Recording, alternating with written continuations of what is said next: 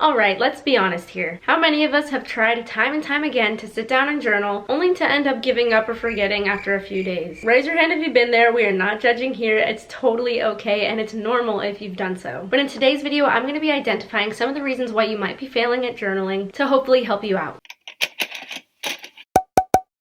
Hello everyone, my name is Carrie Walker, and for those of you who don't know me, I've been journaling for almost my entire life. I started when I was 6 years old, I'm now 20, and I've been daily journaling for the past 5.5 years, which is over 2,000 days in a row. That's a lot of journaling. These are all of the journals that I've filled up over the years, and these are all the empty journals that I have yet to get to, but I will eventually. And a lot of people ask me, how do you do it? How do you stick with it? They share their stories of trying and trying, but then they end up falling off after a week or two or a month, or even just a day. I actually did make a part 1 to this video, so if you haven't seen that already, go ahead and check that out before watching this one. And now we're just gonna go ahead and jump right in. So one of the reasons you might not be sticking with journaling is because you have these preconceived notions about what it should be like. It's really easy to see all of the things online of all of these really beautiful journal entries that are really neat, aesthetic, have perfect handwriting, or maybe they write like really super thought-provoking journal entries that just sound so beautiful, or maybe they're journaling all the time, every day like me, and it's just really overwhelming and it seems like something that's not achievable for you. Well, spoiler alert, journaling does not have to be any of that. The beauty of journaling is that it is totally customizable to you. It does not have to be perfect. It does not have to be like what you see online. It doesn't have to be every day like you see me doing. It can be literally whatever you want. If you don't want to add any color or pictures or anything to it and just scribble on the pages and not really care what it looks like, that's totally up to you. If you want to just take random colors and do whatever the heck feels right, you can do that. You could also spend the time and make it look pretty and beautiful as well and make it look like a scrapbook even if you wanted to, but you don't have to. Comparison can sometimes lead to failure. So although it can be really helpful to use other people's ideas as inspiration, make sure you're not holding yourself to those standards, especially if you're just starting out. Cut yourself some slack. It does not have to be perfect at all, especially when you first start. So everything that you know about journaling, just take it out of your brain, set it aside, and just focus on what you want to do for you. The only rules to journaling are the ones that you make for yourself. So make it whatever you want. Another reason why you might be failing at journaling is because it's hard. In today's technological world, it can be really difficult to sit down, slow down, and write in a journal. It quite literally forces you to slow down your thoughts and focus and do some self-evaluation as you write on a page, which is often something that we easily ignore nowadays as we're scrolling through social media. Journaling is a slow process that takes time, literally when you're writing, but also to build the habit. It takes time to build that habit. It's not just gonna come overnight easily to you. Maybe it does, and if it does, that's okay, but it's also totally fine if it takes a while to build that habit. Give yourself time and patience to grow into it. You're not necessarily going to be perfect at it overnight. Even now, after doing it every day for over 5.5 years, I'm not perfect at it by any means. And there are still days that I make really ugly scribbled journal entries. And that's okay. All right, so a third reason that you might be failing at journaling is that you don't set enough time aside for yourself to do it. This is kind of similar to having rules for yourself, which I touched on in part 1 of these 2 videos, but this is less of like setting a time to do it and more of the length of time that you give yourself. Even if you say that you're gonna journal right before bed every night, you might be really tired, you might just be rushing through your journal entry, and you're just gonna end up pushing it off. Make sure that you block out enough time for you to sit down and write your full entry without rushing through. And not only will you rush through it, but you also just might forget about it, and it doesn't allow you to reap the full benefits of what journaling has to offer. So especially when you're new to journaling and it's not a habit yet, make sure to set aside a good chunk of time to really just like navigate journaling, get to know yourself in your journal, and just kind of get used to it and figure out what it's like for you. We don't want to be rushing through a journal entries, people. That'll make it feel more like a chore. That's something I even still struggle with now doing it daily. Sometimes I just want to hurry up with my journal entry and go to bed, and that's totally okay. There are days that that's gonna happen, but when you're first making it a habit, if that's all you ever do, then it's not necessarily ever gonna turn into something more. Another reason why you might not be sticking with it is because you have a fear of the blank page. This is totally common and happens so often. Sometimes even when you have everything figured out, you have all of your rules, you have the motivation, it can still be really overwhelming to sit and open a journal and just try to write out all of your thoughts in this unfamiliar experience. Especially when you have this big blank page staring right back at you and you're just like, what the heck do I even do with this? So if you don't know where to start, then I encourage you to look at one of my videos on what to write in a journal. It breaks down a few ways to start journal entries and things that you can write about in order to make filling a page seem a little bit more manageable. I also have plenty of other videos that can hopefully give you some ideas. I have journaling prompts on my channel channel, which hopefully can help jumpstart your journal entries. I also have different ways that you can fill notebooks, plenty of different ideas. So just like browse my channel, find something, and hopefully something will work for you. And then the last reason that I'm going to touch on in today's video is maybe journaling just isn't for you. And if it's not, that's okay. But it's not for everybody. Sometimes it does take a little bit to get you going in your journaling journey, but sometimes that's just not your thing. And if you're able to recognize that for yourself, then that's awesome. Personally, I cannot relate because clearly you can see that journaling is definitely a thing for me. But again, it's totally fine if it's not. What matters is that you tried something new, you try to stick with it, and at the end of the day, if it's not your thing, then it's not your thing. Anyway, if you want to see more journaling videos, make sure to give this video a thumbs up and also subscribe to my channel so that you can be a part of the journaling army. And while you're at it, hit that bell and turn on the post notifications so that you can be alerted every time I upload a new video.